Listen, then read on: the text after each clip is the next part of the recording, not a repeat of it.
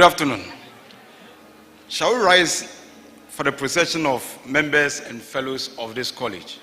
All of us, shall we be on our feet?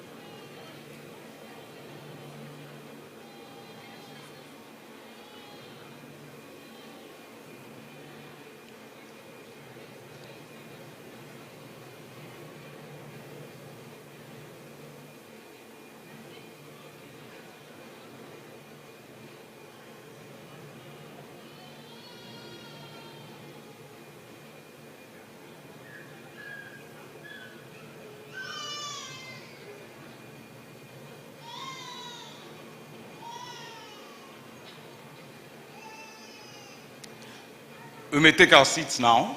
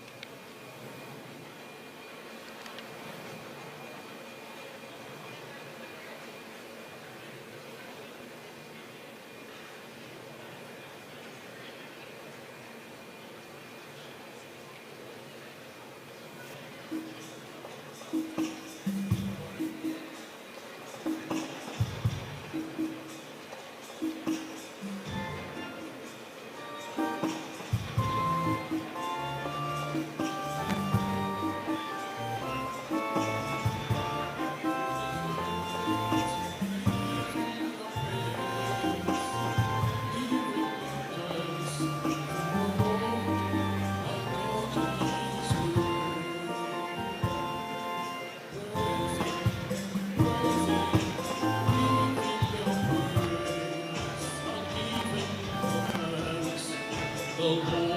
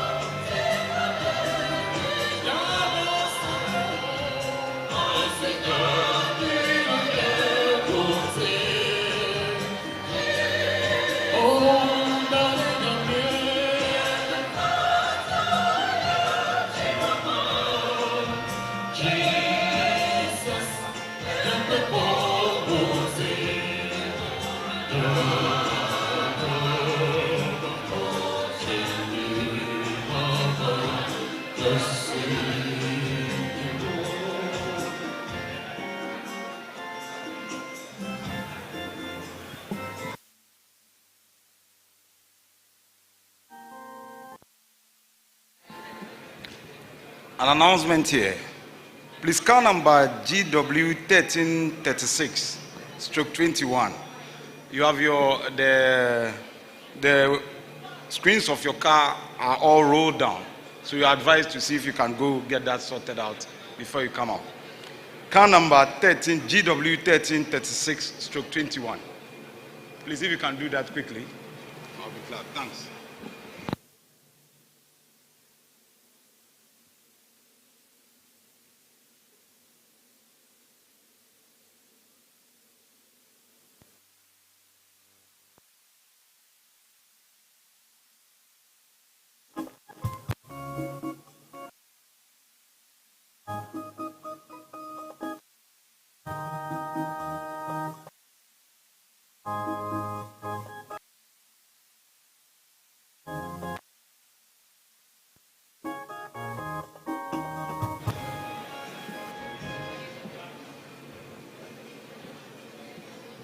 Shall we please rise as the council members and the guest speaker process down to the aisle onto the stage here.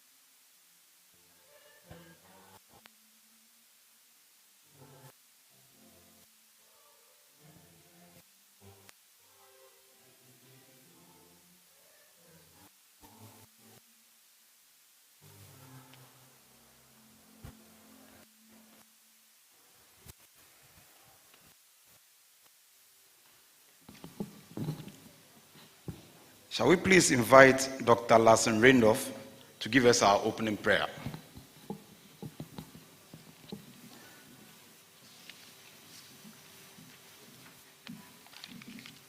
Let's bow down our heads for a word of prayer. This is the day the Lord has made. We will rejoice and be glad in it. Our Heavenly Father, thank you for blessing us with another year and for giving us the opportunity to gather here in celebration. We are grateful to you for protecting us as we have traveled from far and near to be here, and for providing us with an opportunity to meet, learn, and grow. As we begin our induction ceremony, we dedicate this time to you and declare that your purposes will prevail. Today is a special day for our graduates as well as the family, friends, and loved ones who have supported them along the way. Father, we pray for your blessing for all who have worked to make this ceremony possible. Help us make new connections and gain wisdom to do the work you've set before us. May your goodness and love be present among us today. Bless our gathering with unity, hope, and vision. And now unto him that is able to keep us from falling and to present us faultless before the presence of his glory with exceeding joy, to the only wise God, our Savior, be glory and majesty, dominion and power, both now and ever. Amen. Can we please take our seats? The choir will now give us a song from the Methodist hymn book. We will sing Methodist hymn number 896. Okay, can we stand and sing with the choir?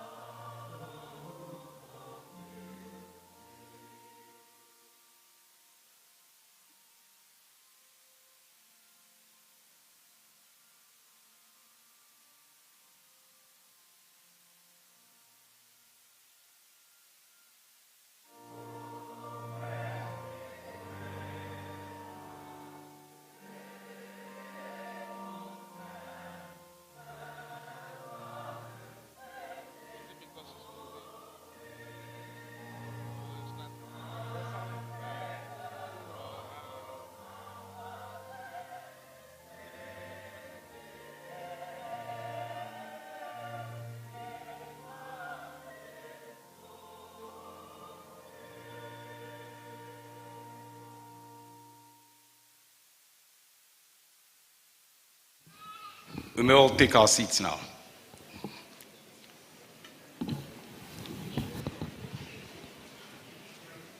We welcome you to this very august ceremony this afternoon. The purpose of this ceremony is for the admission of new members and fellows of the Ghana College of Physicians and Surgeons. And this is the 19th Annual General and Scientific Meeting also being held. There are a lot of dignitaries that are here present. And as I scan through the crowd, there are quite a number of them. So please, if I happen not to mention your name, I hope you don't take too much offense with me. So our guest speaker for today, whom I'll first introduce, is the Governor of the Bank of Ghana, Dr. Ernest Addison. We also have our Council Chairman in the person of Professor Yao Edu-Jemfi here present. We have council members of the Ghana College of Physicians and Surgeons, and in our midst also is our Rector, Professor Adanu. We also have our college president, Dr. Nkrumah Mills, and also our vice rector in the person of Dr. Henry Lawson. The vice president of the College of Surgeons, Professor Samuel Debra, the vice president of the physicians, Dr. Audrey Forson. We have representatives from sister colleges whom we are likely to hear from very soon. We also welcome all of them. And we have chairpersons and secretaries of all the faculties under the college also here present. We have Professor David Ofereje, a former rector, who is also present. And then, in our midst is also the Presidential Advisor on Health, Dr. Anthony Insian Asare. At this juncture, I would welcome the Chairman of the Council, who would officially perform the opening ceremony for the induction.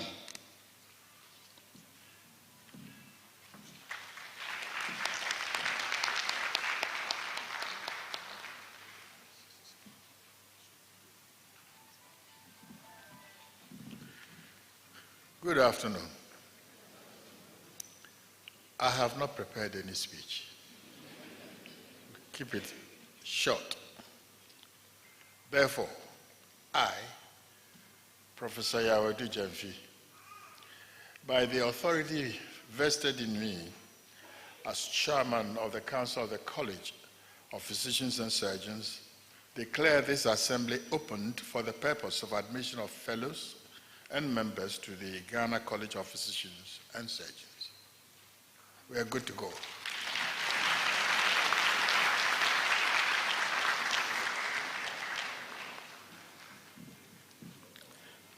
We'll now take our welcome address from the President of the Ghana College of Physicians and Surgeons in the person of Dr. John Nkrumah Mills.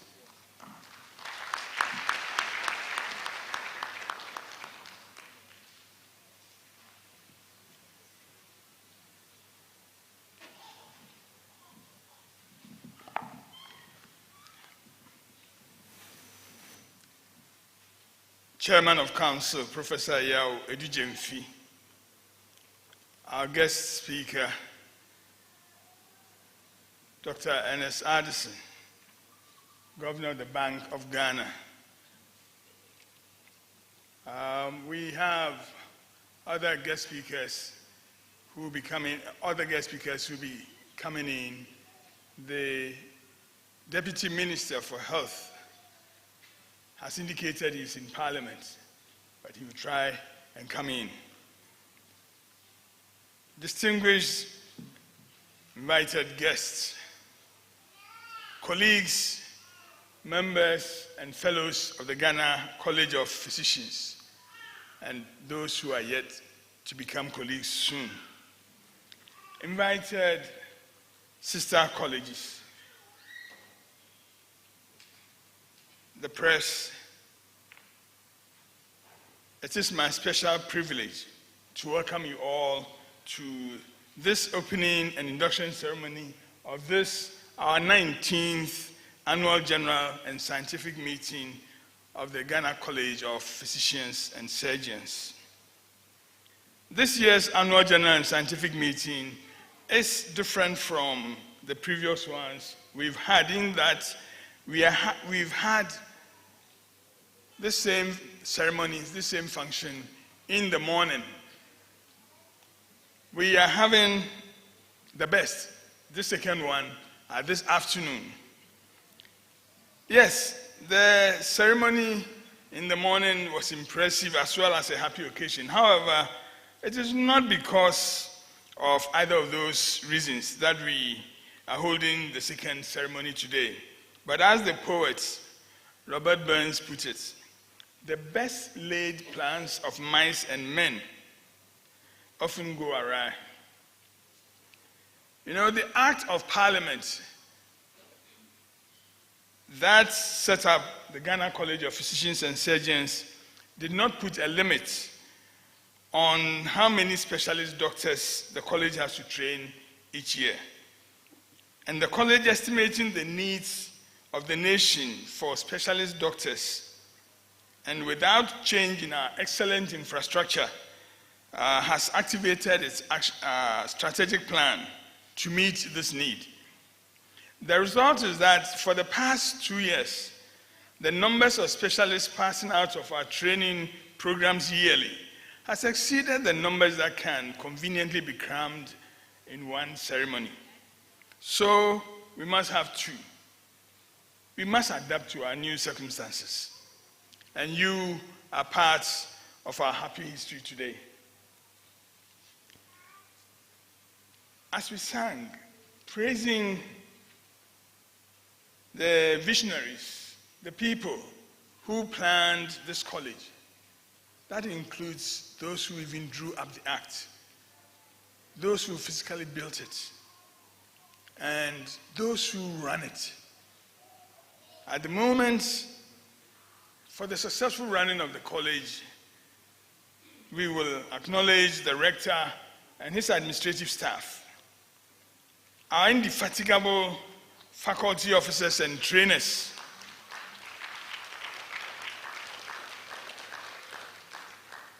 our trainers, both local and those in the diasporan Ghanaian doctors' associations, the various hospitals where our residents train, our collaborators, especially sister postgraduate medical colleges, both in Africa and other continents, including the UK, and including those who act as external examiners to ensure the high standard in our examinations. There are also those who are in the background who speak for us. And that would include the Presidential Advisor on Health, and he is with us. And there are great-spirited Ghanaians, individuals within civil society who support our endeavor as a college. We are grateful to them all. Of course, the Ghana government and the Ministry of Health have been our main sponsors, and we are indeed appreciative. The Ghana College of Physicians and Surgeons, following its strategic plan, continues with more facilities being accredited as training centers and sites once the infrastructure and personnel satisfying the required standards are in place. No standards, no accreditation. Mr. Chairman, we may need to add advocacy to our efforts. Advocacy to ensure more facilities meet the required standards for training, and also that equipment for the highly trained consultants that the college produces are in place for them to deliver service to the people of Ghana. For the college, quality assurance is prime, and the college has set up processes to assure that within the training and examination, the quality that is prescribed, that is required, is retained. When the rector gives his report on the college activities, you will appreciate what has been achieved and anticipate the great things that are ahead of us. Our guest speaker, the Governor of the Bank of Ghana, is really the right person to be with us, because our theme is maintenance of health in a challenging global economy, policy and practice implications. And if anybody knows about challenging global economy,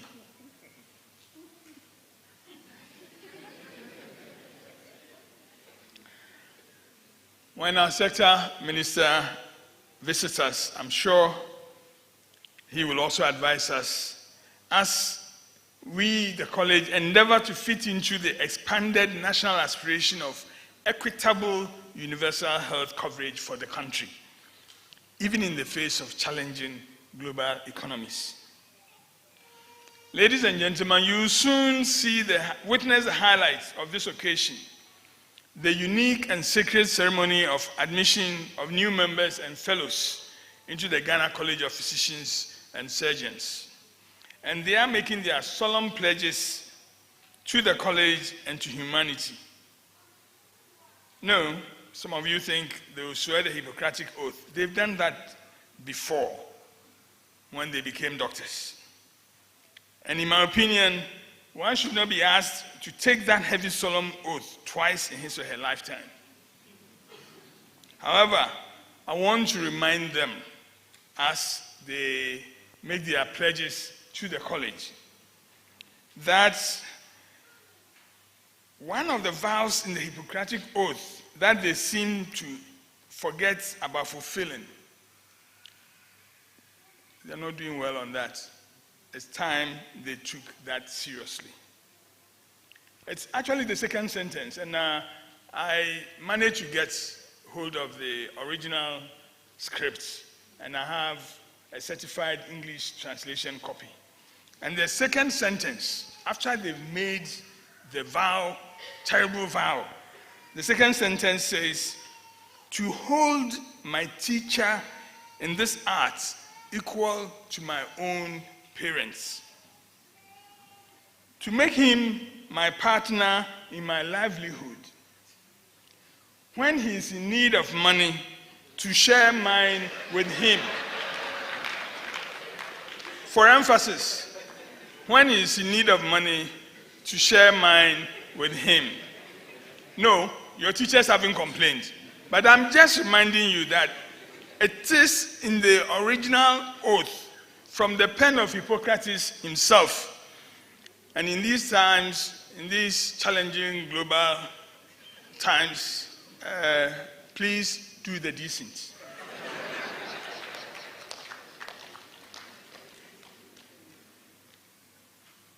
Those who will be admitted to fellowship, this morning we admitted one person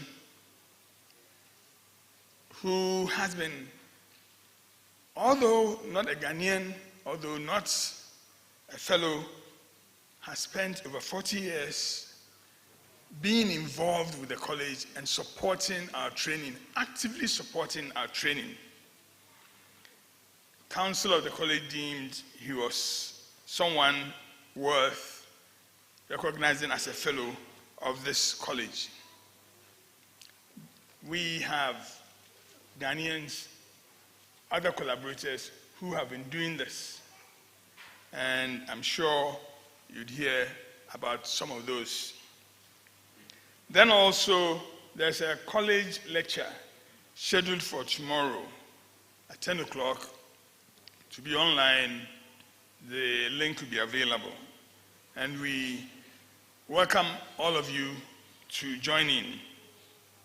Mr. Chairman, distinguished ladies and gentlemen, I welcome you all to this memorable function of the Ghana College of Physicians and Surgeons. And I thank you all very much for coming. Akwaba.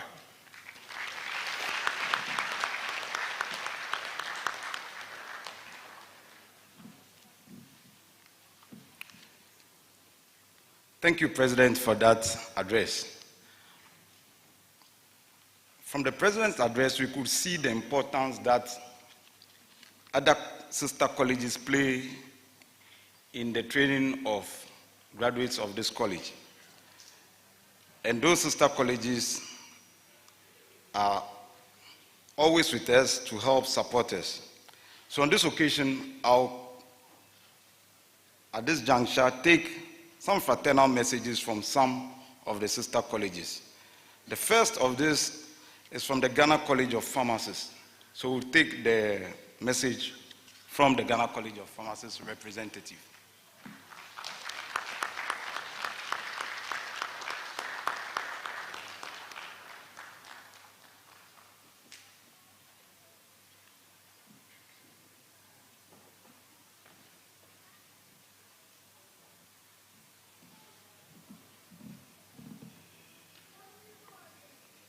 Thank you. Professor Council Chair, Professor President, Professor Rector, our guest speaker, council members, fellows, members, distinguished guests, ladies and gentlemen. I bring you warm greetings from the Ghana College of Pharmacists.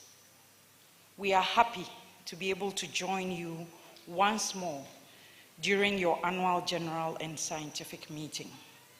And as usual, your theme for this year, maintenance of health in a challenging global economy, policy and practice implications, shines a light on the current issues that confront healthcare. It highlights how economic matters in our global village affect the health of both the individual and the population. But it also seeks to explore how both policy and practice may be adapted to maintain health in spite of these challenges. These are very important issues that need to be discussed in these times. And bearing in mind your track record, we know you will do justice to these matters. We also know you will come up with possible areas of collaboration between our institutions as we all work together to maintain the health of our people. And we look forward to discussing these areas of collaboration. On that note, I'll take the opportunity to wish you well in all your deliberations and say congratulations to the newly qualified members and fellows. Thank you, and God bless us all.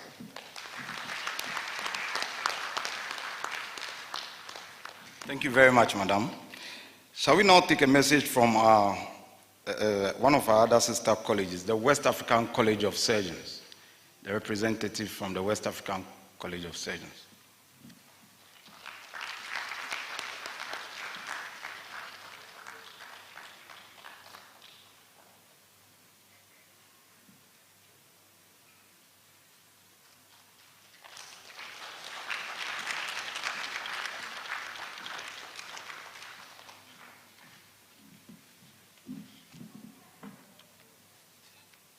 Good afternoon.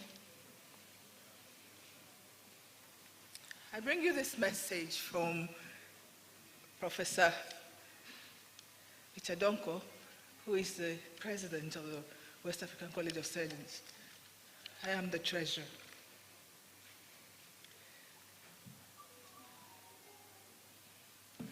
President of the Ghana College of Physicians and Surgeons, chairman and members of council, rector,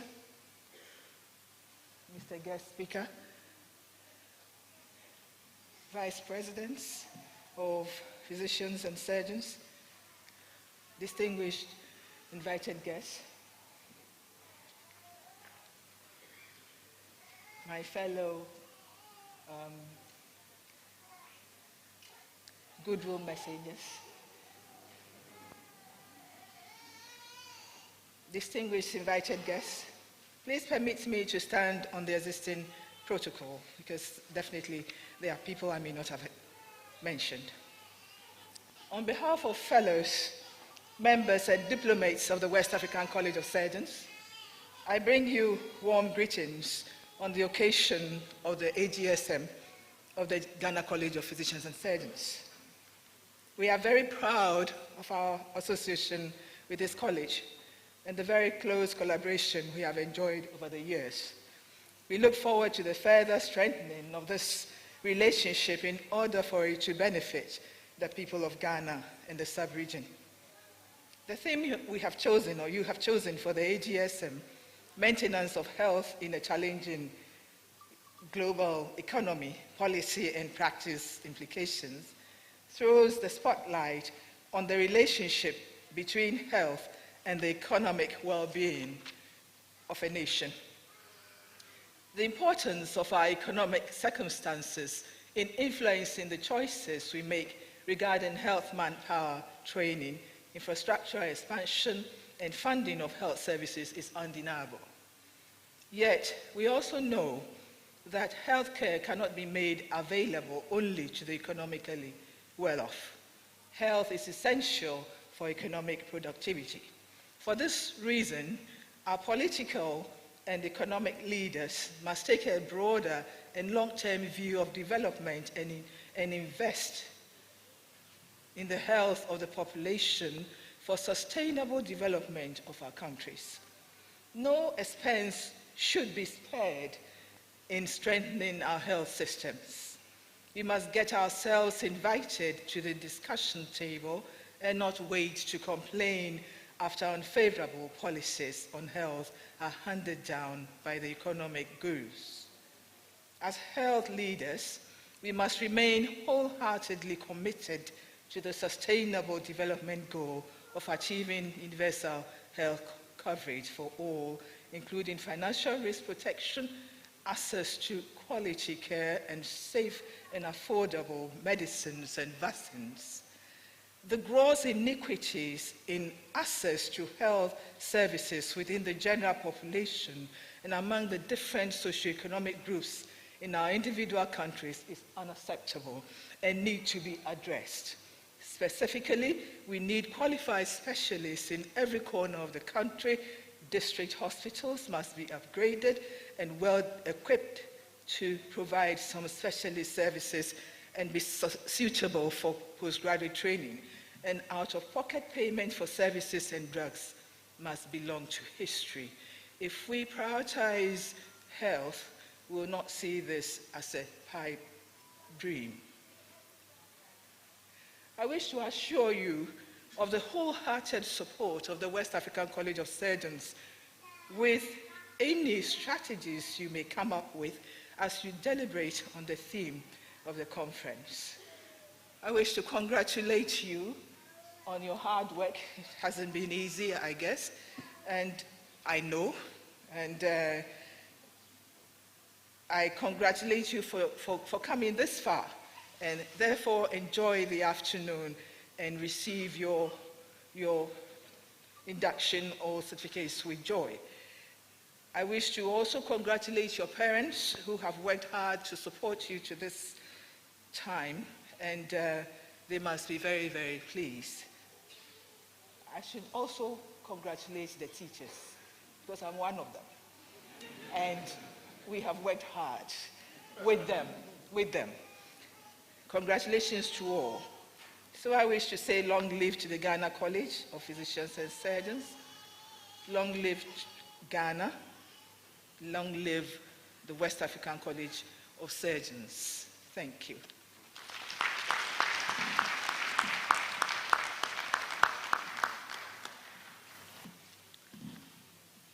We have in our midst a representative from the West African College of Physicians. Shall we welcome him with a clap to take his address?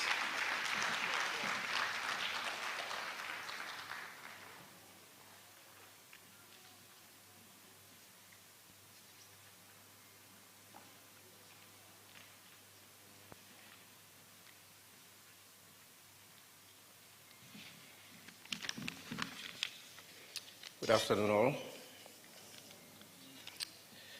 The Chairman of Council, President Rector of the Ghana College of Physicians and Surgeons, Governor, Bank of Ghana, our guest speaker, council members, all other protocol observed. I bring you greetings and goodwill from the West African College of Physicians on this your 19th Annual General and Scientific Meeting. The West African College of Physicians appreciates the participation of the Ghana College in a recent 46th AGSM held in Accra, and I felt the need that I need to be here in person to show solidarity with your college. Other local colleges in the sub-region have been impressed by the rapid progress of the Ghana College in less than 2 decades. You have shown leadership, and even my college, the West African College of Physicians, is getting a bit envious by the giant steps you've made during this short time. But the duty of colleges in this region is to work together and support each other, and not to feel the need to compete. In this vein, I offer our profound congratulations to you and assure you that my college's desire to work with you to find solutions to the myriad of problems facing our region. These problems have been aggravated by the COVID pandemic and the recent war in Ukraine. Our colleges are mere microcosms of our countries and continent, and therefore cannot be insulated from the prevailing economic downturn that we are seeing worldwide. When the developed world sneezes, the rest of us catches a cold. Now the developed world is not sneezing, but it's down with pneumonia. So what should we expect? The theme of your conference, Maintenance of Health in a Challenging Global Economy, Policies and Practice Implications, is timely.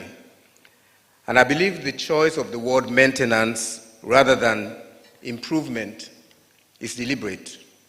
Realistically, we have first to maintain what we have before taking the next step to improve. Maintenance is a costly exercise. All too often, we prefer to replace facilities than to ensure their maintenance. It is a culture that is widespread in the developing world, particularly in our sub-region. Maintaining health involves maintaining facilities as well as the workforce. The present global climate, neither of this is going to be easy.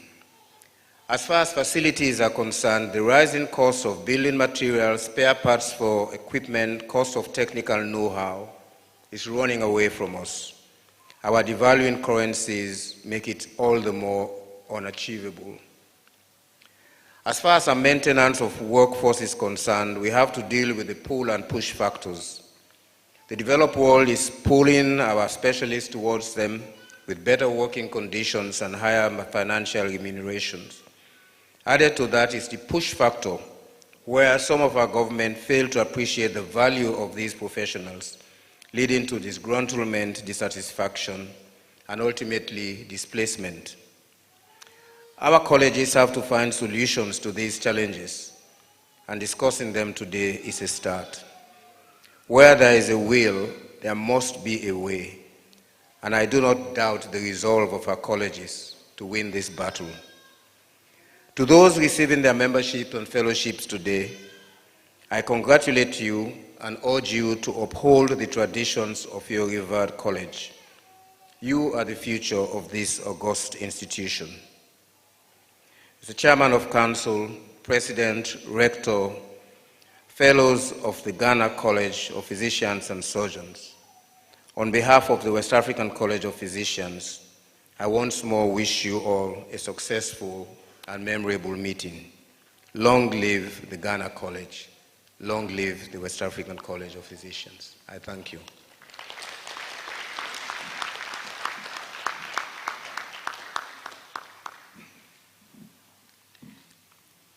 Thank you very much. We'll now call on the MOH choir to give us a song ministration. After having listened to speeches, I'm sure our cochlea will be ready to get the rest of the frequencies also stimulated. So let's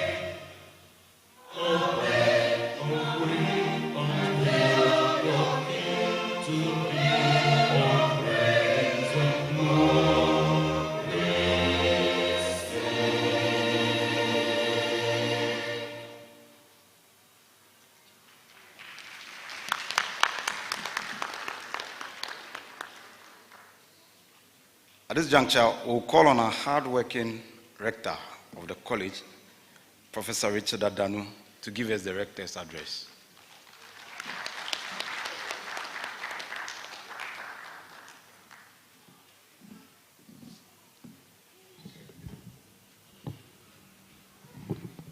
Good afternoon, everyone. It looks like as the day goes by, energy levels go down. And even those who've been waiting in anticipation of this graduation ceremony seem to be clapping very weakly.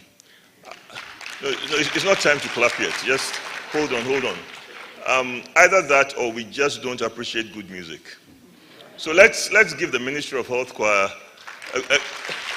an applause deserving of the song that they gave. Thank you. So now that we are all strong and alert and ready, I'll start my speech. Chairman of the Council of Ghana College of Physicians and Surgeons, members of the College Council, our guest speaker, Dr. Ernest Addison, Governor of the Bank of Ghana, President of the Ghana College of Physicians and Surgeons, Vice Presidents of our college, a Vice Rector, faculty chairs and secretaries, other officers of the college here present, representatives of our sister colleges, invited guests, our graduating doctors who are the center of attraction of this ceremony, friends from the media, ladies and gentlemen. On behalf of the management and of Ghana College of Physicians and Surgeons, I also add my voice to welcome you to our 19th Annual General and Scientific Meeting, and specifically to this ceremony for the admission of newly qualified members and fellows. Like you were told in the President's speech, this is the second ceremony for the day. We had a morning session and this is the afternoon session. At this year's ceremony, we are highlighting existing partnerships and future partnerships for postgraduate training. And this is shown by our selection of guest speakers for our two ceremonies. As you know, the guest speaker for this afternoon is the Governor of the Bank of Ghana. The Bank of Ghana recently opened the ultramodern Bank Hospital, and although they are a relatively young hospital, they've started having discussions with the college about how to position the hospital as a training facility. These discussions excite us, and it's in anticipation of this future partnership that we have taken the bold step of asking the Governor of the Bank of Ghana to be our guest speaker. Maybe we are trying to get them in a spot so that they'll definitely not change their mind about having their hospital as a training institution. For this morning's ceremony, we had the British High Commissioner as our guest speaker. The British government has been supporting residency training in Ghana through our partnership with the Tropical Health Education Trust. And this has resulted in remarkable achievements in the faculties of anesthesia, emergency medicine, laboratory medicine, and psychiatry. This year, we'll be inducting a total of 294 members and fellows.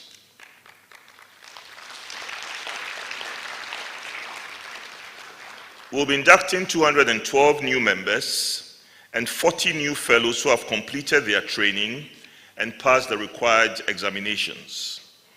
We'll also be inducting 42 new fellows who have been elected by different faculties to be fellows based on their qualifications, scholarship, and contribution to training of postgraduate doctors.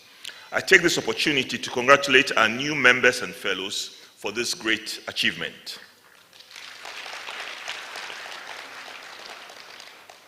The government of Ghana has made a commitment to fund the postgraduate training of doctors and has continued to re-echo this commitment even in the face of the current economic challenges. These economic challenges have had an effect on the speed with which our college receives funding from government. However, I'm happy to say that yesterday I received firm assurance that we'll be receiving a significant proportion of the funds we need before the end of the year, while the Ministry of Health works to ensure that we receive the resultant amount early next year. We would like to express our gratitude to the Government of Ghana and the Ministry of Health for this continued support. The Management and Council of Ghana College of Physicians and Surgeons have always had our eyes on the health human resource needs of the country so that we can make meaningful contributions. One of these needs is the need for middle-level doctors who can provide anesthesia services, especially in our regional and district hospitals. In the past year, we have started a modular training program for a diploma in anesthesia, and the first batch of a little over 20 trainees will be completing their training in the next few months. One remarkable aspect of this program is that these trainees are able to provide anesthesia services while going through their training. Because they are still based in their hospitals for the period of training and only leave the hospitals for a short period to go through formal group training. We also inaugurated the Faculty of Orthopedic and Trauma Surgery a year ago, and this new faculty has successfully conducted primary examinations and admitted their first batch of trainees for a straight 5-year fellowship training in orthopedic and trauma surgery.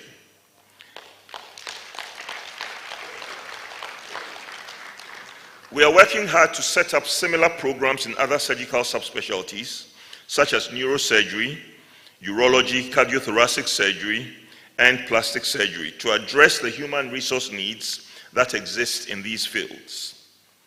A continuing health human resource challenge is a low percentage of doctors who pursue postgraduate training up to the fellowship level. Fellowship training is a peak of medical postgraduate training. The additional years of fellowship training increase one's theoretical and practical knowledge in the specialty area, and this makes a person more competent in managing health problems and their related complications. Our graduating members would not deny the fact that as they step out now, they have some hidden fear of encountering certain complications, especially the surgical ones. But then when we are trained to the fellowship level, there is some level of confidence with which we approach these situations. Fellows are also the ones who lead the training in medical schools and who are responsible for providing postgraduate medical training. I think we'll all agree that every single Ghanaian, or like used to be said some time ago, every Ghanaian living everywhere. You know that existed, don't you? Yeah, so every Ghanaian living everywhere deserves to be cared for by the highest trained specialist.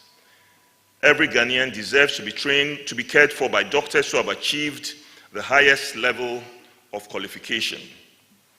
And these are fellows. Fellows are not only needed in our teaching hospitals, they are also needed in regional and district hospitals to ensure high quality of care. If we say we are not bothered by national needs, we should realize that as graduating members and as people who are intending to pursue postgraduate training, if we do not train up to the fellowship level, there are certain personal costs that can come with that. Because the truth is that the Ghana Tertiary Education Commission, the universities, and our college are not going to lower their standards of entry for people who lead undergraduate and postgraduate medical training. We are not going to say because majority of Ghanaian doctors are members and say they wouldn't pursue the fellowship program, let's now drop our level to say members will be the ones leading this training. We are not going to cave into that kind of pressure. So if majority of our doctors choose not to pursue fellowship training, what will happen is that we're going to put out open adverts and we'll hire fellows from neighboring countries. And there's one neighboring country which, if we open this up, okay, I'm glad you know the rest. Now, you may be saying that, so what?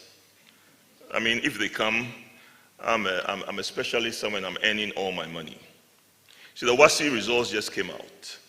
And some of us have been able to make calls to classmates and friends who are leaders in the universities. And they've assured us that you don't worry. I mean, we'll do our best to make sure that your child is on the short list. If you don't have any classmates there, and if you are not there yourself, the day your child gets a borderline degree, a borderline pass, and looks at you and says, "Daddy, Mommy, don't you have some friends in the medical school that you can talk to and you say that, you know what, those people there, they are all from the neighboring country. They don't know me. When your child asks you why, you wouldn't know the answer to give. So please, those who are graduating members, let's make every effort to progress and become fellows who would lead undergraduate and postgraduate medical training in this country.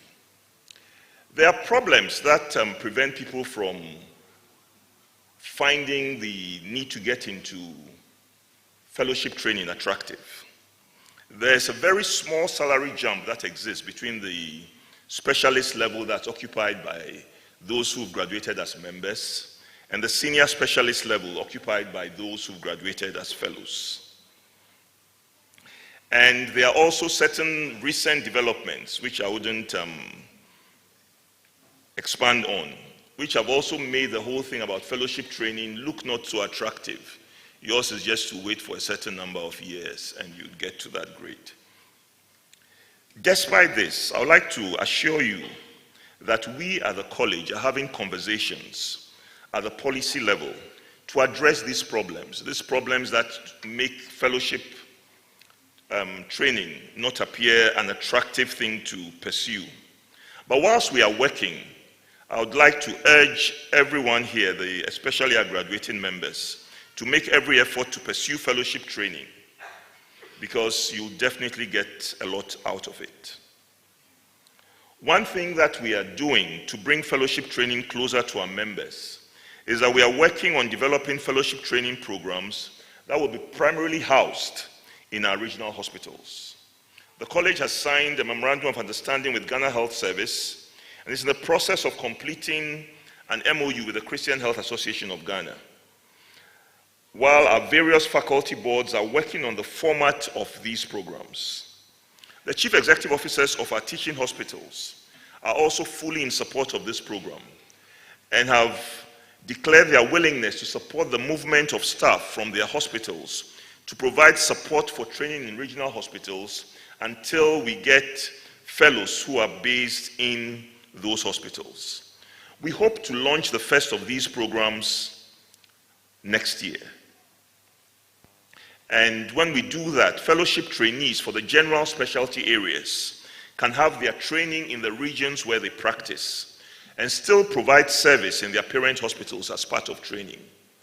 The director of the Ghana Health Service has assured me that if we get this going, there will be no need for a study leave application for a person to continue their training in the region where they are based.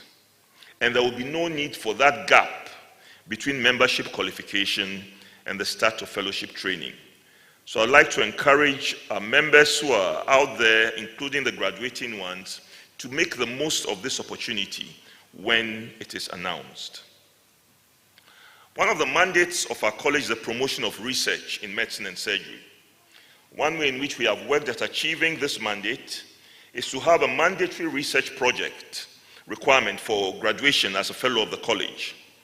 Conducting research and publishing research findings should be seen as the responsibility of every doctor, and not only the small percentage of doctors who are employed by universities and research centers. Practicing doctors encounter large amounts of data in their everyday work, and it is the wish of the college that more of these doctors would conduct research, attract research grants, and publish their research in journals of high repute. To facilitate this, we are working on setting up the appropriate research administration infrastructure within the college to assist members and fellows in the conduct of research. The college is currently registered with the European Union Research Grants System and the National Institute of Health and Care Research of the United Kingdom. And we can help members and fellows work on grant applications to these and other research grant institutions while managing the grants with the college. I'd like to encourage members and fellows of the college to see our college as a home for their research projects. And I'd add that there are certain institutions, I won't mention names, that put many hoops in your way when you try to draw on your research funds. The college will not do that. So those of you who are in those institutions, please bring your research here. I haven't mentioned any institutions. At this point, I would like to applaud the efforts of Professor Irina Jepong of the Faculty of Public Health, who led a consortium of African countries to win a £10 million research grant for research into non-communicable diseases from the NIHR of the United Kingdom.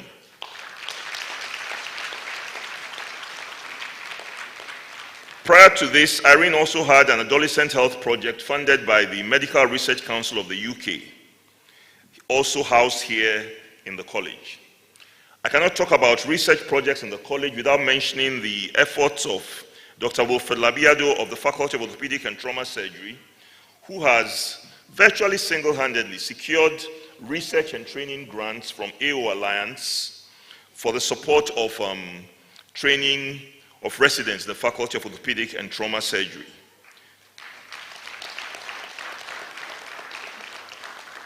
Dr. Erasmus Agongo of the Faculty of Public Health has also secured grants from the World Health Organization, which we manage here at the college, and also from the Medical Research Council UK, together with collaborators from University of York. We're also happy to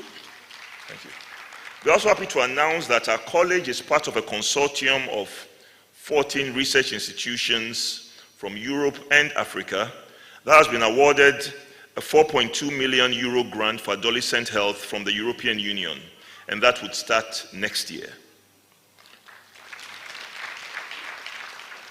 All these grants are managed at our college. We have the structure to manage these grants, and would like to see an increase in the number of research grants in the coming years. If we do this, our fellows who are in training would be able to do their research within the context of well-funded research projects. To ensure that all our trainees get the needed theoretical foundation for research, we have developed a modular basic research course for the membership level, which will start in February 2023, and an advanced research methods course for the fellowship level, which will start in June of 2023.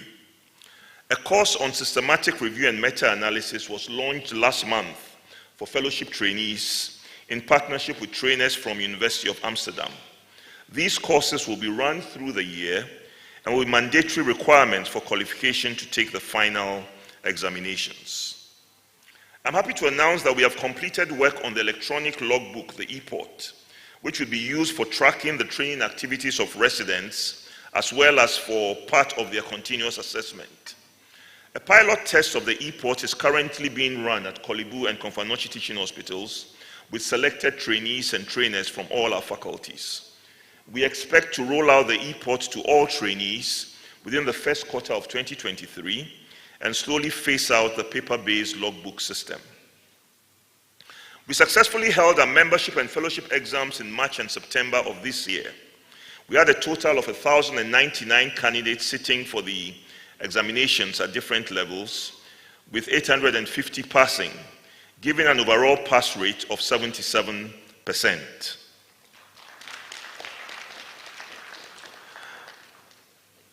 If that's how weakly you, the graduating class, clap for yourselves, then we might have to reconsider this ceremony.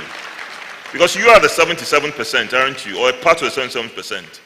The pass rates were 75% at the primary level, 81% at the membership level, and 82% at the fellowship level.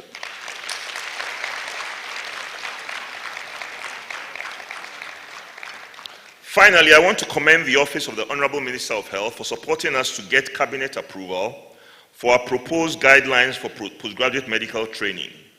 The implementation of these guidelines would lead to what I consider some good changes in admission into the postgraduate training program. These changes include the following. Candidates applying for selected specialties will be able to enter residency training right after their house officer rotations.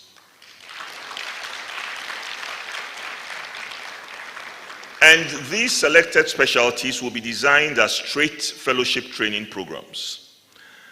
The selected specialties are anesthesia, dental surgery, emergency medicine, laboratory medicine, ophthalmology, otorhinolaryngology, psychiatry, radiology, oncology, and radiotherapy.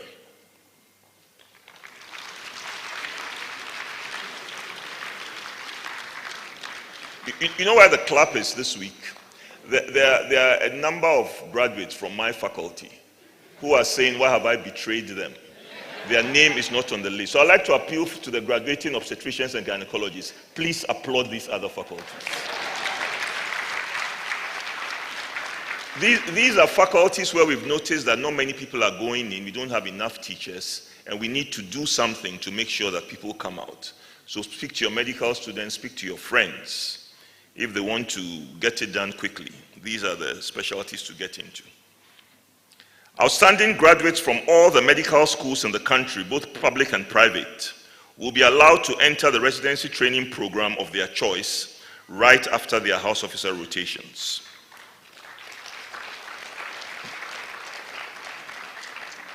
Candidates who excel at the membership examinations for programs that are not designed as straight fellowship training programs will be recommended to proceed immediately with fellowship training. And all these proposed changes have the support of the Ghana Health Service, and we are going to work to implement them, starting from our next cycle of residency admissions. Implementing some of these would mean us having multiple interviews for entry into the program, so that we don't keep people waiting for so long before they can continue with their fellowship training.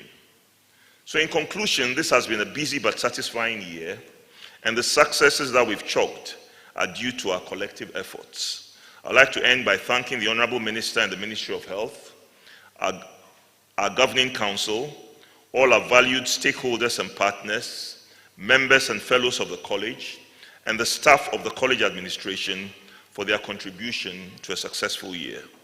Long live Ghana College of Physicians and Surgeons. Long live Ghana. Thank you.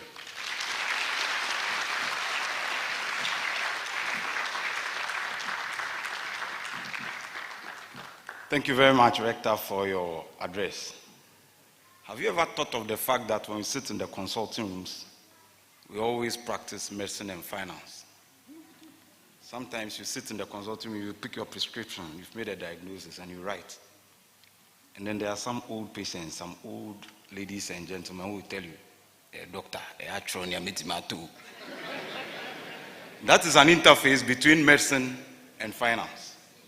So on this occasion, as we get into some austere times in the country, where we would have to balance some of the way we spend our monies, I'm sure this is the right time to invite our guest speaker in the person of Dr. Ernest Addison, who is the governor of the Bank of Ghana, to give us this address.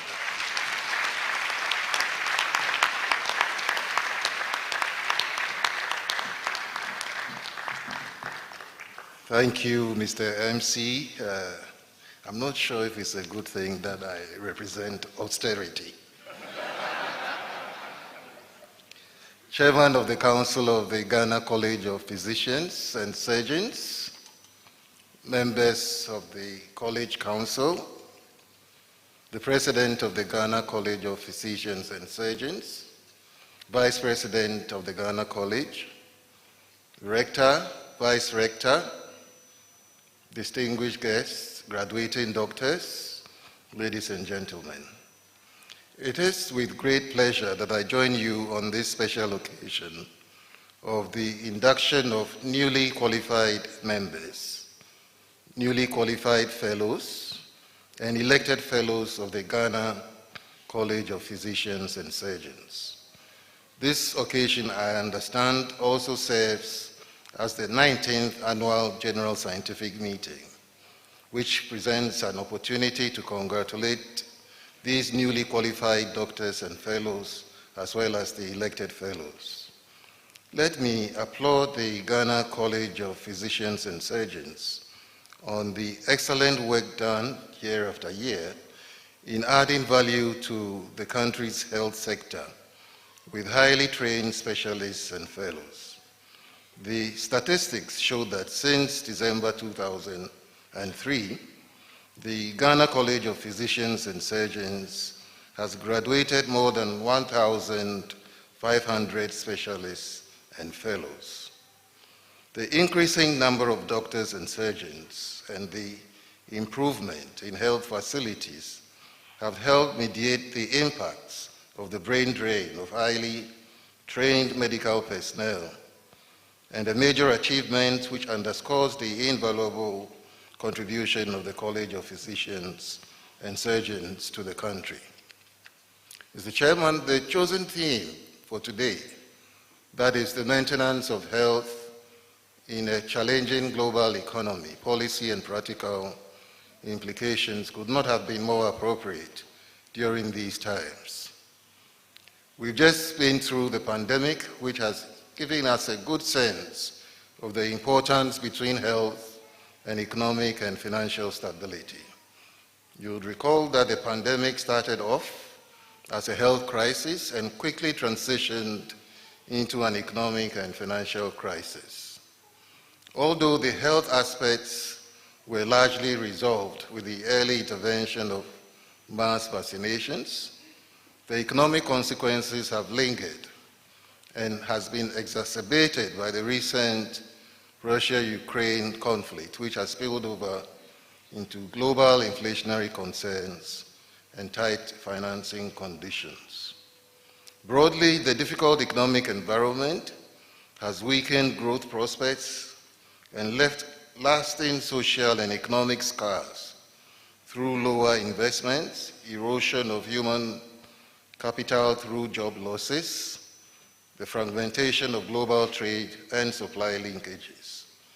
In emerging markets and developing countries, the pandemic exerted significant pressures on fragile health systems, collapsed the tourism sector, dwindled remittances, subdued capital flows, and resulted in mounting debt.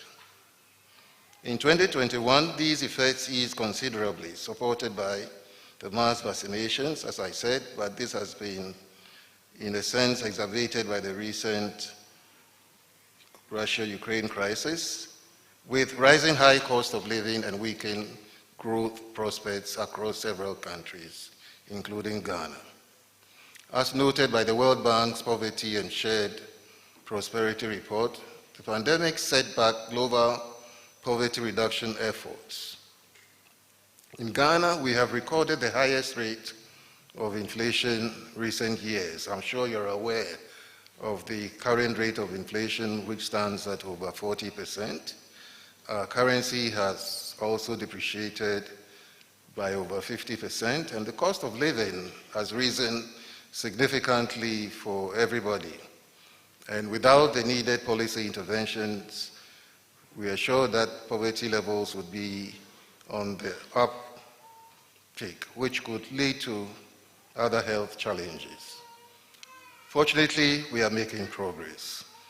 The 2022 budget, which aims at fiscal correction, was passed by Parliament just yesterday. That policy aims at resetting the fiscal policy path, which would contribute significantly to bringing the current crisis under control. Secondly, the domestic debt exchange program, which was announced 2 days ago, I believe, is also aimed at addressing the challenges that we are facing in terms of the impact of that overhang on our macroeconomic variables. As you're all aware, we are currently hosting a mission from the International Monetary Fund, who are here till sometime next week, by which time we hope to have reached a staff-level agreement, all of which should help bring the conditions that we are facing under control. Coming back to the health systems, in Ghana, the readiness of our public health and emergency systems was fully tested, and this brought the gaps and inadequacies of our primary healthcare system under sharp focus.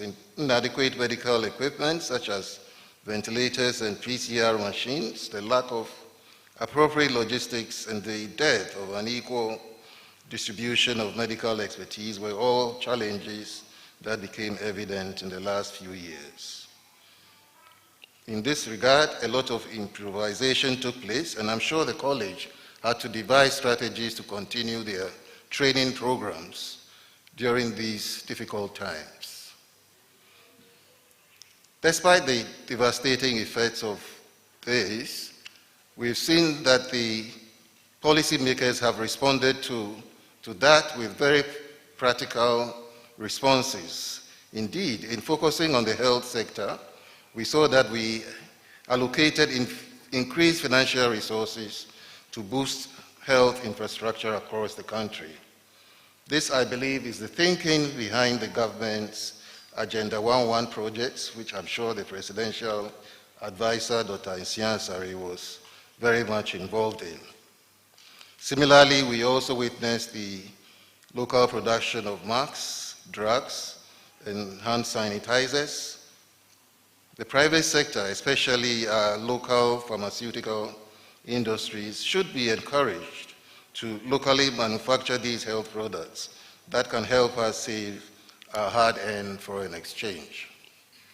Furthermore, conscious efforts should be made to address the primary healthcare issues that were relegated at the background prior to the pandemic. Increased advocacy for funding of public and medical emergencies at all levels of healthcare in the country will also be required. It's also important for the college to explore innovative ways, including the public-private partnerships with the government, to help ensure vaccine production in our country. This, again, is an area that I'm aware that the government has an initiative on, and the lessons learned from the unavailability of vaccines in developing countries in our part of the world should help drive this process. The role of doctors and various teams across health sector in helping Ghana manage the pandemic cannot be overemphasized. Their commitment, their decisiveness, the sacrifice that health professionals made were commendable in helping to manage the pandemic effectively, with Ghana experiencing low mortality rates. With the support of the Ghana College of Physicians and Surgeons in churning out highly qualified health professionals and specialists who selflessly contribute to the national development agenda, the story would have been very different. We therefore say Ayiko to the college.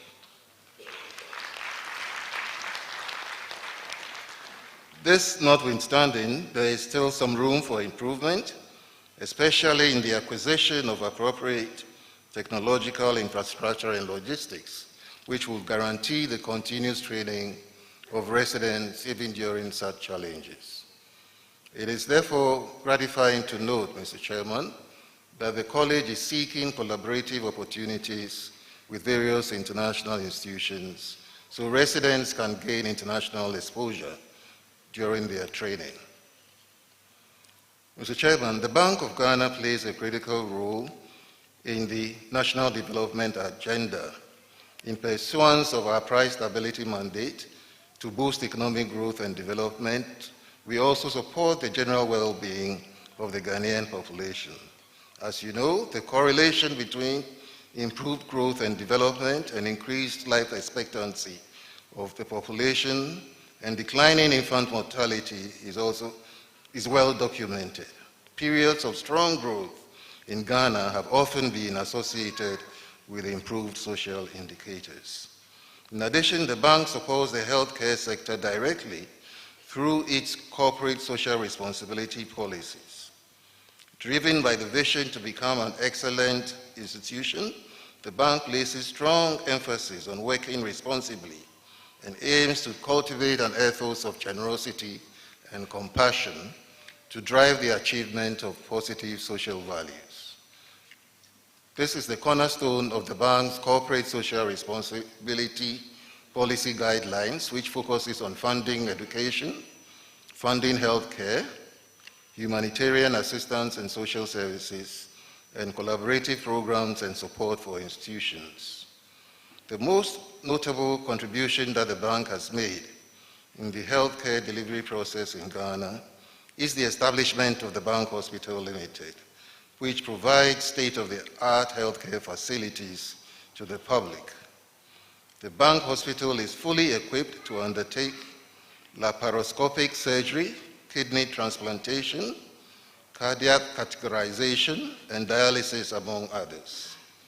Over the years, the bank has made significant contributions to healthcare delivery with investments in health infrastructure at the University of Health and Allied Sciences and the Ghana Infectious Disease Center at East Municipal Hospital. Other institutions that have received support from the bank include the University of Ghana Medical School, the Kolebu Teaching Hospital, the Yahuima Health Center, the Tainsu Community Health Clinic, Hafalsini Government Hospital, and the West African College of Physicians, Ghana chapter, and the Takrady Hospital. The bank has also supported public health institutions such as the Kolebu Teaching Hospital and the University of Ghana Medical Center with essential laboratory and imaging equipment to promote healthcare. Going forward, the bank will remain committed to these social responsibilities in the healthcare and health education. Specifically, the bank will support the collaboration between the bank hospital and the Ghana College of Physicians and Surgeons, as Professor Adanu earlier referred to develop capacity in laparoscopic surgical techniques and kidney transplantation, as well as other specialized areas in the health field, among others. So we will work with Professor Adanu, who's a board member of the Bank Hospital, to further this agenda. In conclusion, Mr. Chairman, ladies and gentlemen, economic and financial stability depends basically on a healthy workforce, as demonstrated so strongly in our recent past. We congratulate the Ghana College of Physicians and Surgeons for their contribution in keeping a healthy workforce and their management of diseases, which remains the bedrock on which human lives depend, without which our quest for growth and development will be elusive. On this note, I wish to congratulate all the newly qualified doctors and fellows once again. Thank you very much.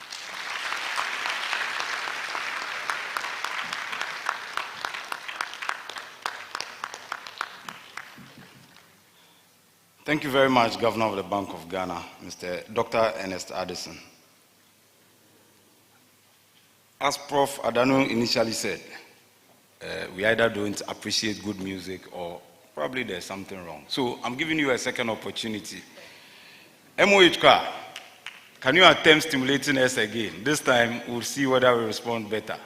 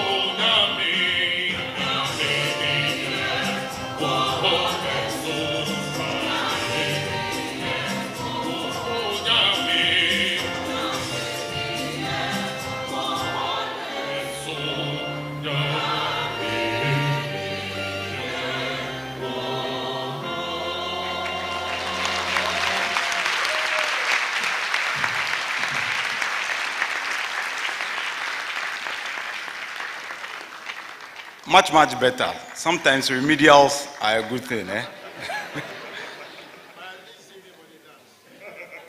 MOH choir, I'm sure Professor Bedu and Osei, the two famous Ghanaian composers, will be very happy seeing you perform at this level.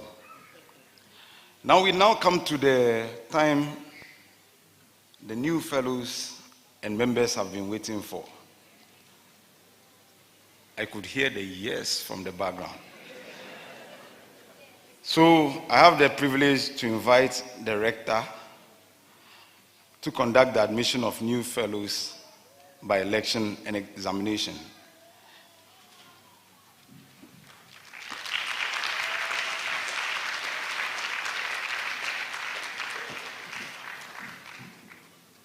So we're going to start with the admission of the fellows by election. By the authority of the council, I present to you, College President, the following, who, possessing recognized postgraduate qualifications, have through professional competence, accomplishment and research, and on the recommendation of the relevant faculties and the academic board, been elected for the award of Fellow of the Ghana College of Physicians and Surgeons. They are, from a Division of Physicians, Faculty of Radiology, Oncology and Radiotherapy, Dr. Hafisatu Gbadamusi.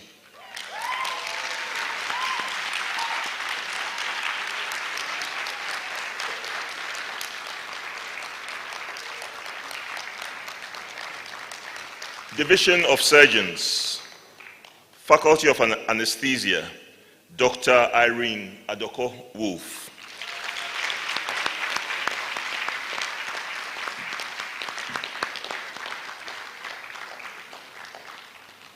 Faculty of Obstetrics and Gynecology, Dr. Alim Swaridin.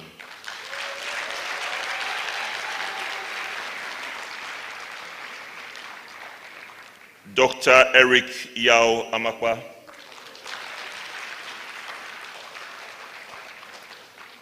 Dr. Michael Yao Ntumi.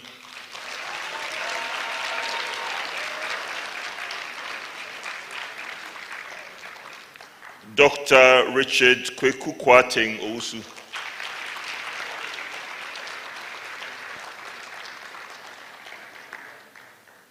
Dr. Roderick Emil Lassen-Reindorf.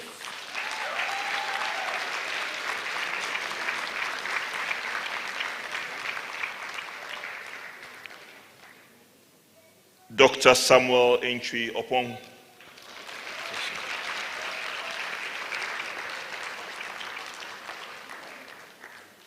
Dr. Theodore Kobla Boafo.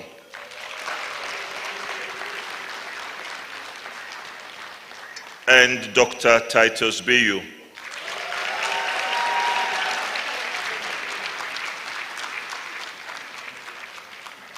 Please, could you move to the center of the stage so that people don't think that you are afraid of becoming fellows of the college? Yeah, just occupy the limelight.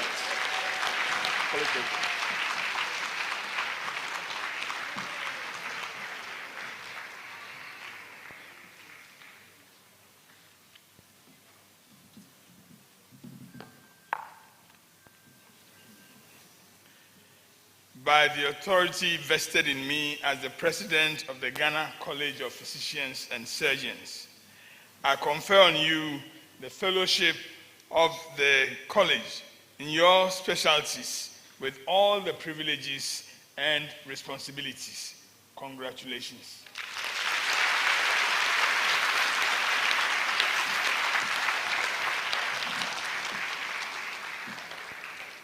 So we'll now take the college pledge. So please say after me, I, okay, we've heard the names. Upon my honor pledge to faithfully observe and obey the laws and regulations of the Ghana College of Physicians and Surgeons. I pledge to promote the highest ethical practice and professionalism. I pledge to constantly upgrade my knowledge and skill and pass these on to future generations through teaching of students and health professionals. I pledge to promote the general health of society through advocacy.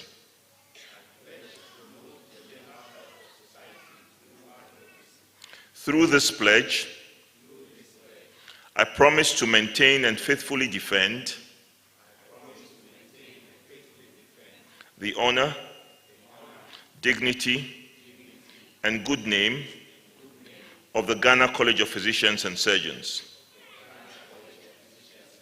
So help me God.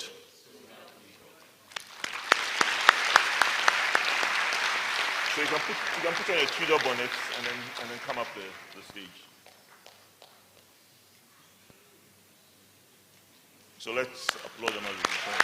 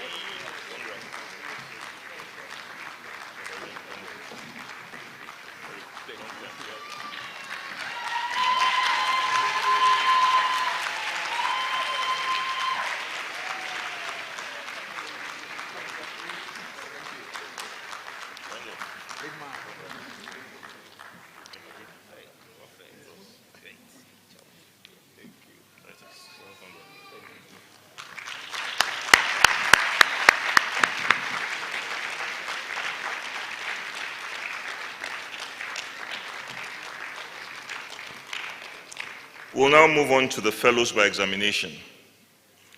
By the authority of the council, I present to you, College President, the following who have undergone senior residency training in an accredited institution and have also passed the examinations prescribed by the respective faculties. You may please confer on them the award of Fellow of the Ghana College of Physicians and Surgeons. Division of Physicians, Faculty of Family Medicine, Dr. Dinah Afing Nkansa.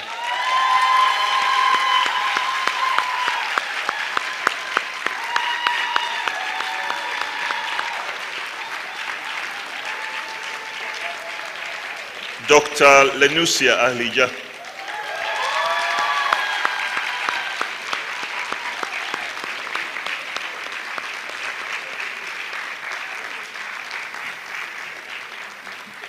Faculty of Radiology, Oncology and Radiotherapy, Dr. Albertina Oheniba Williams. Dr. Bashiru Babatunde Jima.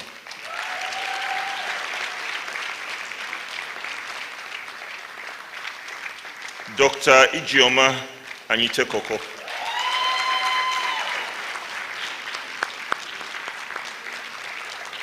Dr. Nana Ekuya Asamoah.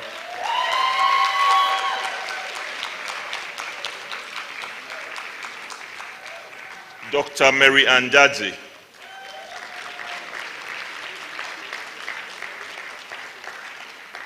Dr. Na Adoko Aiti.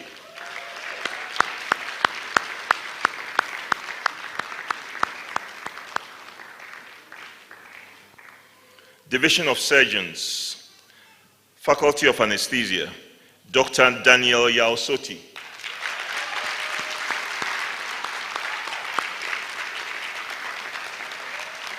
Dr. David Kofi Mensah.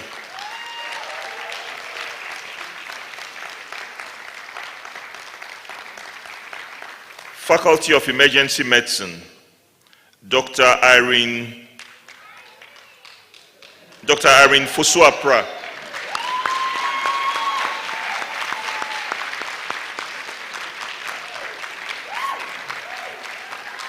Faculty of Obstetrics and Gynecology, Dr. James Ajiman Buachi.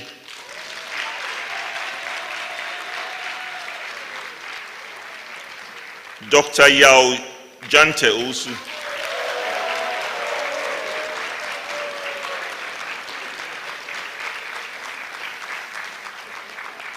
Faculty of Otorhinolaryngology, Dr. Grace Amukwe.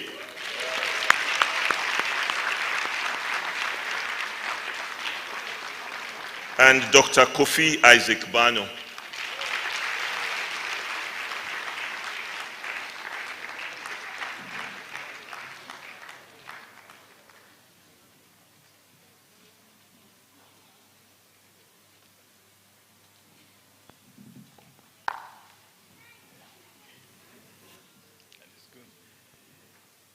By the authority vested in me as the President of the Ghana College of Physicians and Surgeons, I confer on you the fellowship of the college in your specialties with all the privileges and responsibilities. Congratulations.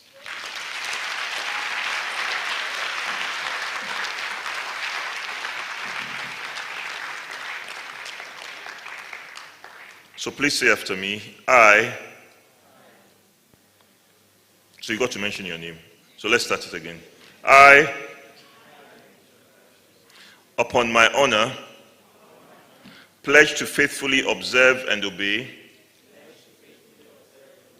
the laws and regulations of the Ghana College of Physicians and Surgeons. I pledge to promote the highest ethical practice and professionalism. I pledge to constantly upgrade my knowledge and skill and pass this on to future generations through teaching of students and health professionals. I pledge to promote the general health of society through advocacy. Through this pledge, I promise to maintain and faithfully defend the honor, dignity, and good name of the Ghana College of Physicians and Surgeons. So help me God. So put on your Tudor bonnet and let's go.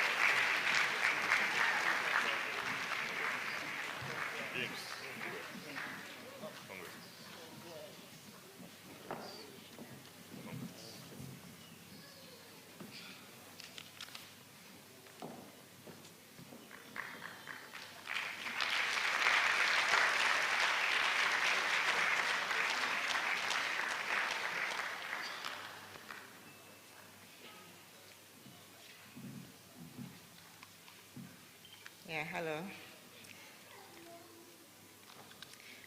Mr. College President, by the authority of the Council, I present to you these specialists who have undergone postgraduate residency training in various accredited institutions and have also passed the examinations prescribed by the respective faculties. You may please confer on them, member of the Ghana College, in the following specialties. So, Faculty of Family Medicine, Dr. Anita Momo Tibo, Dr.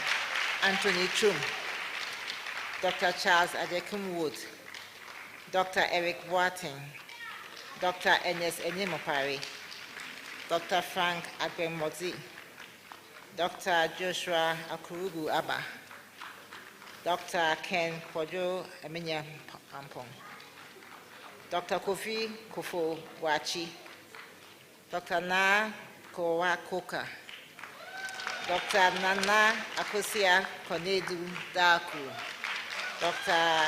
Nathan Kwabla, Dr. Ruth Nana Amadra Osei Odom, Dr. Samiria Saki, Dr. Sefako Juliet Kwomegbe. The Faculty of Psychiatry, Dr. Abigail Naayele Harden, Dr. Enoch Yao Donko, Dr. John Diego Koso, Dr. Joseph Langa Beku, Dr. Josephine Ajewa Stiles Daku, Dr. Mami Ekwa Baden, Dr. Stella Sena Afeti, Dr. Susanna Annan, Dr. Theodore Ofori Apeku, Dr. Victor Abraham Benjamin Ogo, Dr. Zenabu Ramatu Seidu. In the Faculty of Radiology and of Oncology and Radiotherapy, Dr. Juliana Ankoma, Dr. Lydia Naki Tepete, Dr. Mamiswa Mawena Donko, Dr. Millicent Ankra Inti, Dr. Nanama Ajipoma Riafi. Mr. President.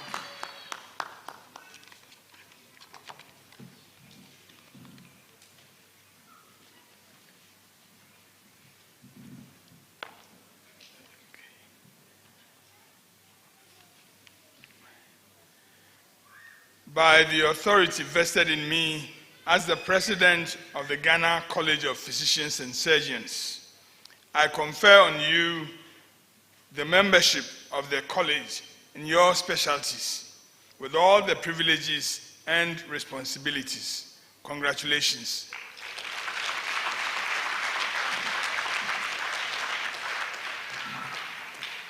Please say after me. I, upon my honor, pledge to faithfully observe and obey the laws and regulations of the Ghana College of Physicians and Surgeons. I pledge to promote the highest ethical practice and professionalism. I pledge to constantly upgrade my knowledge and skill and pass these on to future generations through teaching of students and health professionals.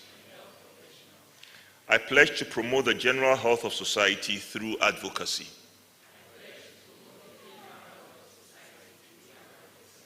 Through this pledge, I promise to maintain and faithfully defend the honor, dignity, and good name of the Ghana College of Physicians and Surgeons. So help me God. To your motorboards.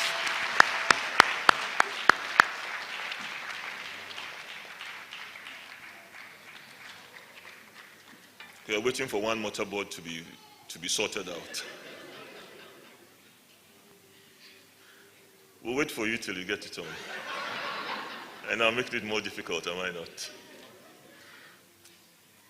Yes, it's been done. Congratulations. Please take your seats.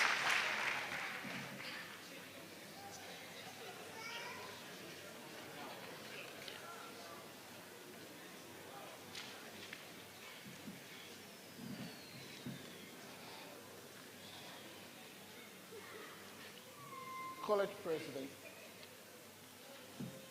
by the authority of the Council, I present to you these specialists who have undergone postgraduate residency training in various accredited institutions and have also passed the examinations prescribed by their respective faculties. You may please confirm the member of the Ghana College in the following specialties. Faculty of Anesthesia, Dr. Abna Dakoa Danson, Dr. Christian Jibodi Deborah, Dr. Dixon Duchi Numafo, Dr. Eugene Odoy, Dr. Kofi Inima Amoa, Dr. Okronipa Richard Akuaku, Dr. Sophia Ankra, Faculty of Emergency Medicine, Dr. Abayomi Akimbi Tayo, Dr. Annette Ama Amframbia Kuno, Dr. Nanaba Aduma Dosnamua, Dr. Rahman Idris Alasan,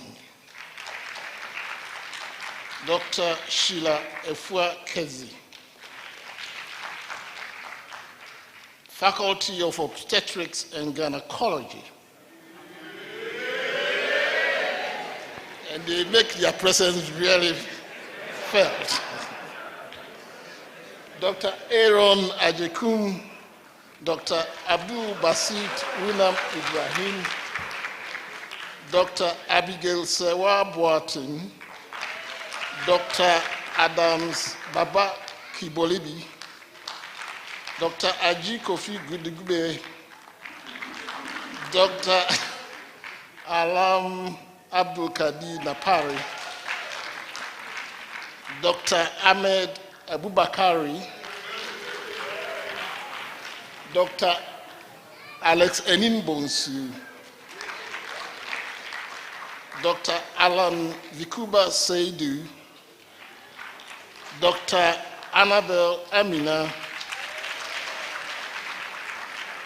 Dr. Anthony Kwame Nyani, Dr. Benjamin Tay Newman, Dr. Collins Kwesi Odro-Boateng, Dr. Daniel Yakosa Amankwa, Dr. David Putuero Susek, Dr. Edgar Aburia,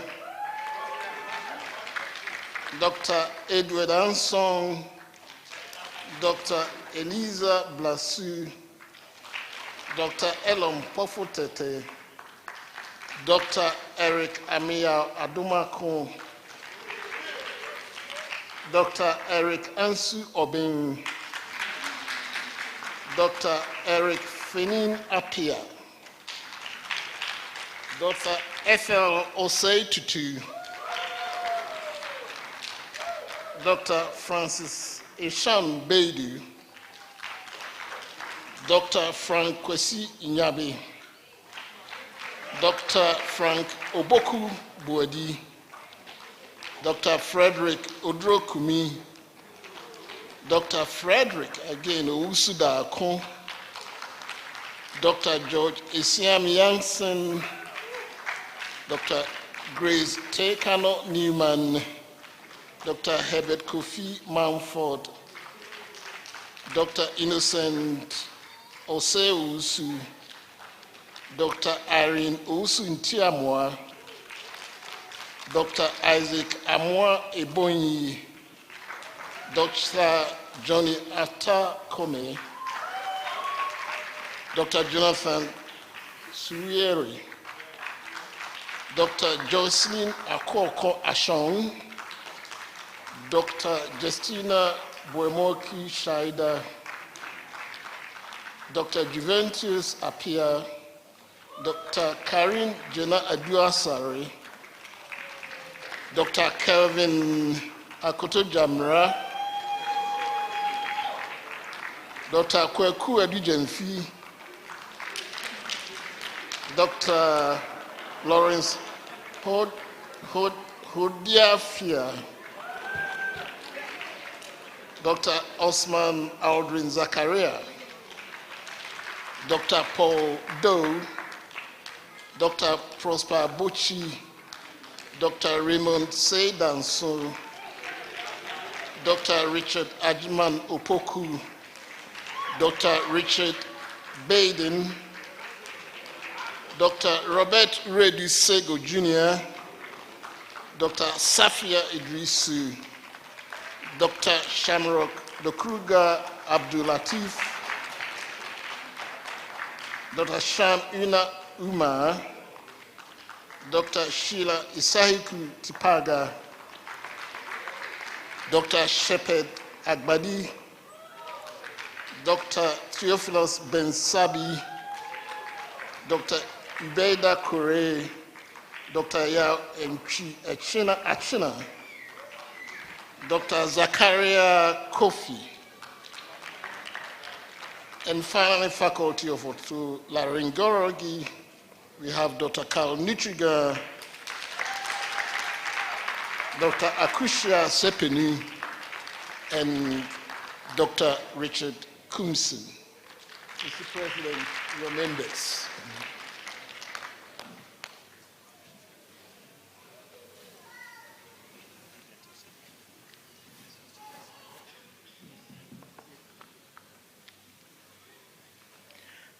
By the authority vested in me as the President of the Ghana College of Physicians and Surgeons, I confer on you the membership of the college in your specialties with all the privileges and responsibilities. Congratulations.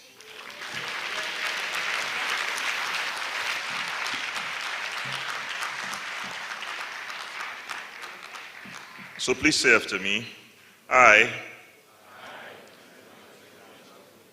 upon my honor, pledge to faithfully observe and obey the laws and regulations of the Ghana College of Physicians and Surgeons. I pledge to promote the highest ethical practice and professionalism. I pledge to constantly upgrade my knowledge and skill and pass these on to future generations through teaching of students and health professionals. I pledge to promote the general health of society through advocacy. Through this pledge, I promise to maintain and faithfully defend the honor, dignity, and good name of the Ghana College of Physicians and Surgeons. So help me God. So you can put on the mortarboards now, and let's see it all done.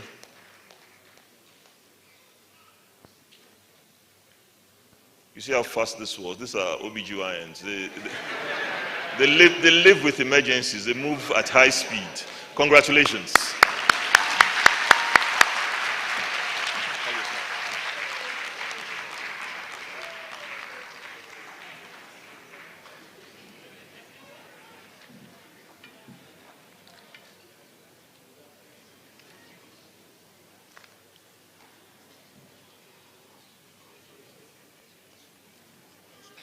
We'll now take an announcement of election results of the college. This will be taken from the college president. So, college president.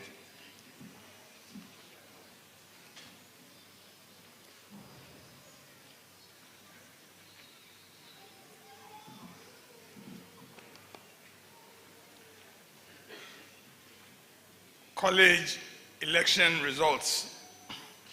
We had the election of new officers of the college last week, and these are the results. Incoming college president, Professor Samuel Deborah.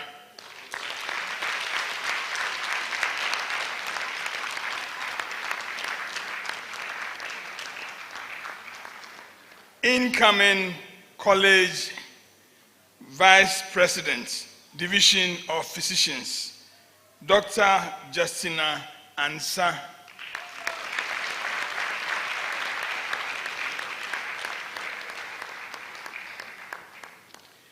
Incoming vice president, Division of Surgeons, Professor Pius Agbonoku.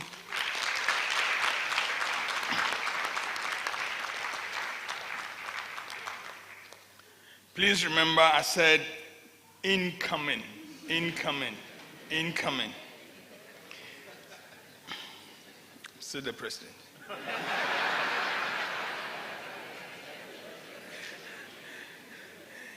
Induction of the new officers will be done at the dinner this evening, and they will take office on 1st January 2023. Thank you.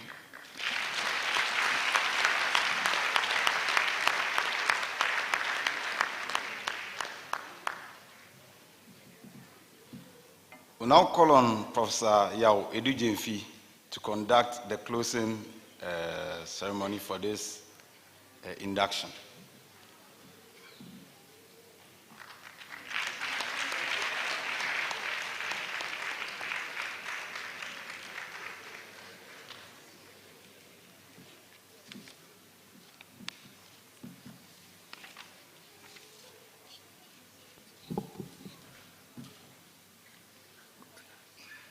It looks like some of you are asleep already. Otherwise, I was going to seek your indulgence for them to play a little music for you to jiggle a bit before I make my remarks, but maybe we can do that afterwards.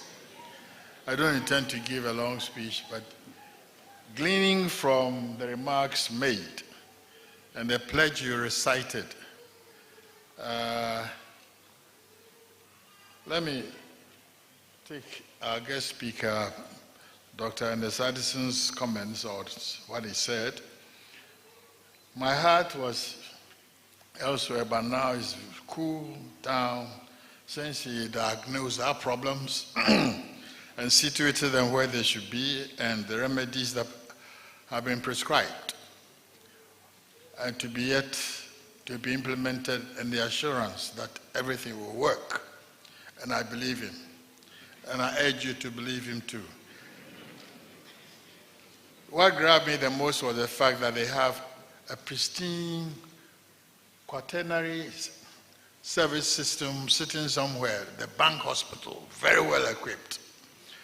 And I got the impression that he's willing to put it at our disposal for us to use for training and for service for Ghana.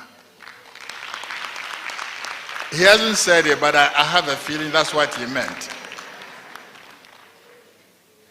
We will take him up on it. The rector already has a toehold there, and we will make sure they have a foothold.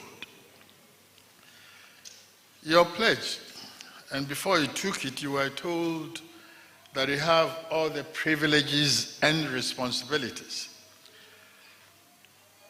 Privileges are nice, but you have to earn them, and hence the responsibilities. If you are ethical in your practice, professional, you will always be accorded every privilege without your even asking. It is important, as they say, to upgrade your knowledge. When we graduated in the late 60s, it was food, pounds, and pence, and not what you have now. But we've had to learn the hard way. In fact, the book on white cell and immunology was like this. And the one on the oxygenation and thick. Now the book on immunology and white cells is like this. But we've had to play catch up. Otherwise, I will advise you in medicine, if you cease reading, you die intellectually.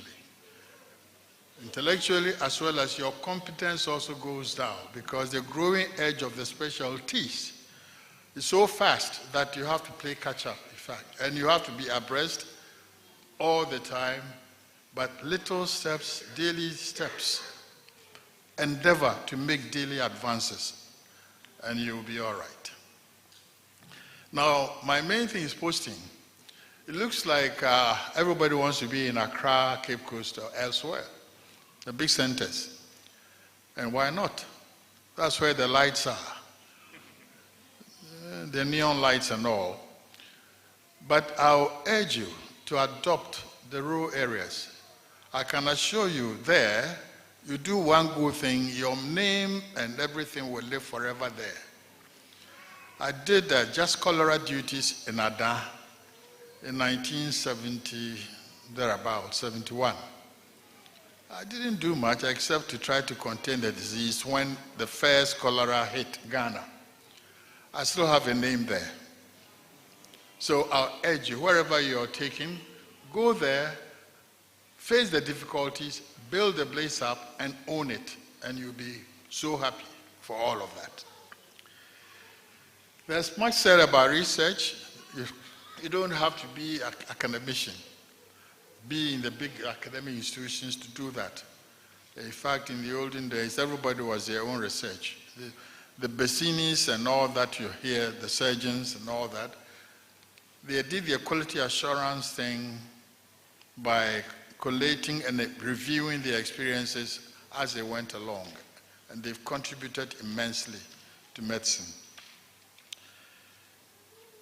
There isn't much to say at this juncture, but to say to you that I, Professor Yawedu Gyamfi, by virtue of the authority vested in me as Chairman of Council of the College of Physicians and Surgeons, declare this assembly closed.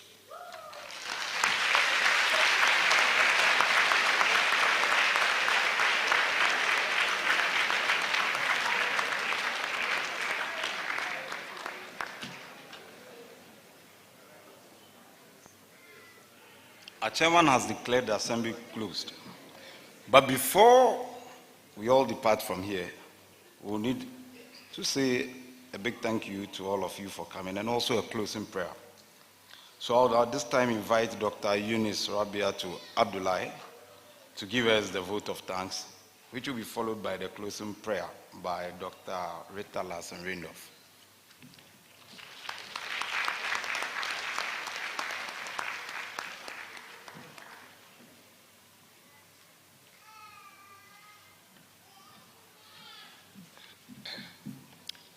Ladies and gentlemen, colleagues, friends, good evening. Are we tired already? Good evening. I'm sure we've all enjoyed this program. It is my honor and privilege to give vote of thanks to all those who made the assembly happen.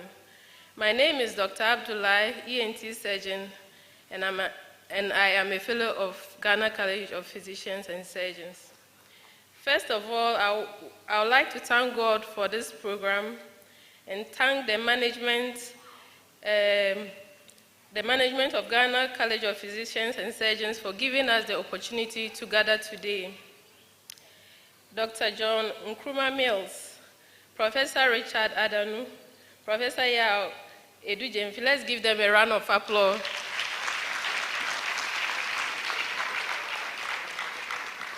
They had to go through the morning session and this afternoon session. Some of us just came for this afternoon and we are tired already. All the dignitaries assembled here, we thank you for coming. Guest speaker, we thank you for honoring our invitation and offering us the partnership. Our fraternal colleges, that's nurses and midwives, the pharmacists, West African College of Surgeons, National Postgraduate Medical College of Nigeria, Liberia College of Physicians and Surgeons, College of Medicine of South Africa. Thank you for gracing our occasion. To the faculties, we thank you for giving us new members and new fellows. We ask for more for Mother Ghana. The media, thanks for coming. MOH Choir, thank you very much. The drama group, you all did a great job. Graduates, without you, we will not be here. The sleepless nights has come to an end. So it's not really an end because we have to keep upgrading. Yes. Welcome to medicine.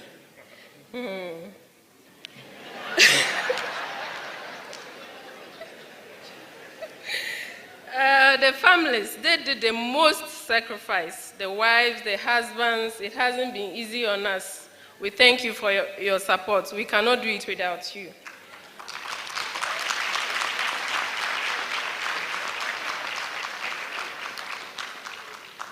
I would like to thank the principal staff of members of Ghana College of Surgeons and the main organizers for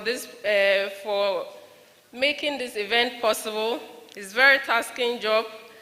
We've seen it through the years. It's not easy for them. Let's give them a round of applause. Yearly organization.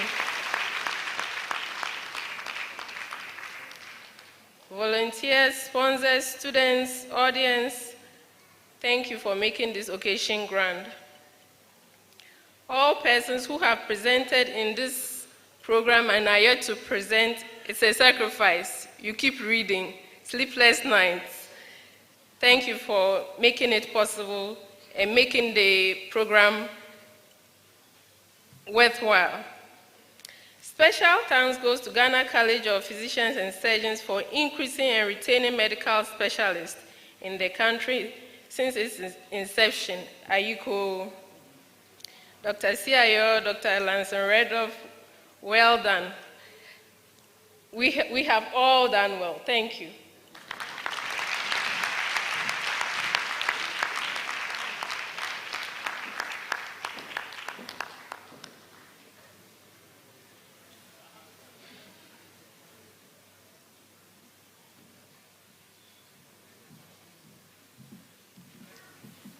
I think we've been sitting for a long time. Shall we rise as we take the closing prayer?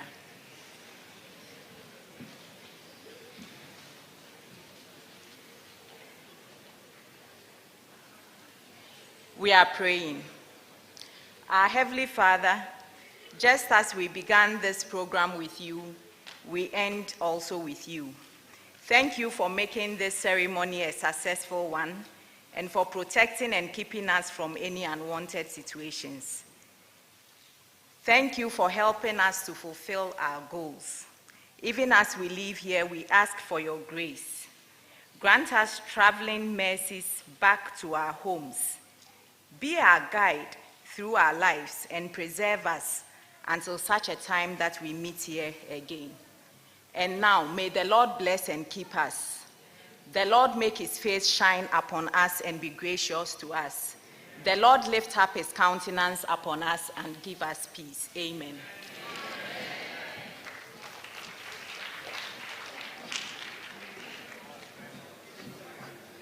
A few announcements here. So there will be group photographs outside and some refreshment also outside. I have one big announcement. So if you're a driver of, it's surprising to drive a Mercedes and lose your car. So BM always thinks they are superior. So if you're a driver of a Mercedes-Benz car and you have lost your car key, would you please proceed to the office and then retrieve it? So I've been your MC, Dr. Kafu Siayo. In every institution there's order. So the same way in which we processed, the same way in which we will recess. So, by the small power vested in me, I would ask that the dignitaries on stage would recess first, followed by the council members, and then the old fellows, and then our new fellows and the members. And then the general public can follow. Thank you very much.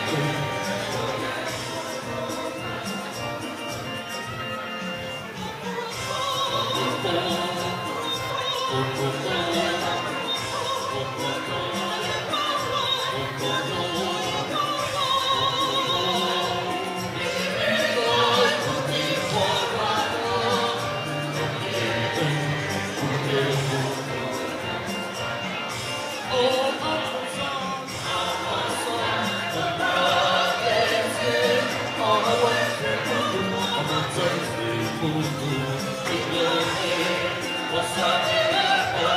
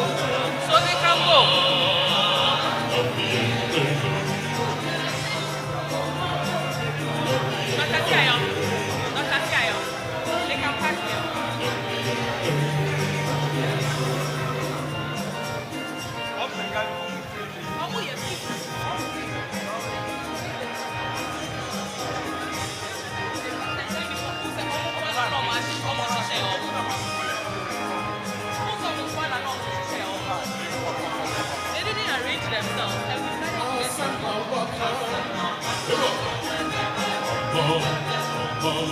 Everybody.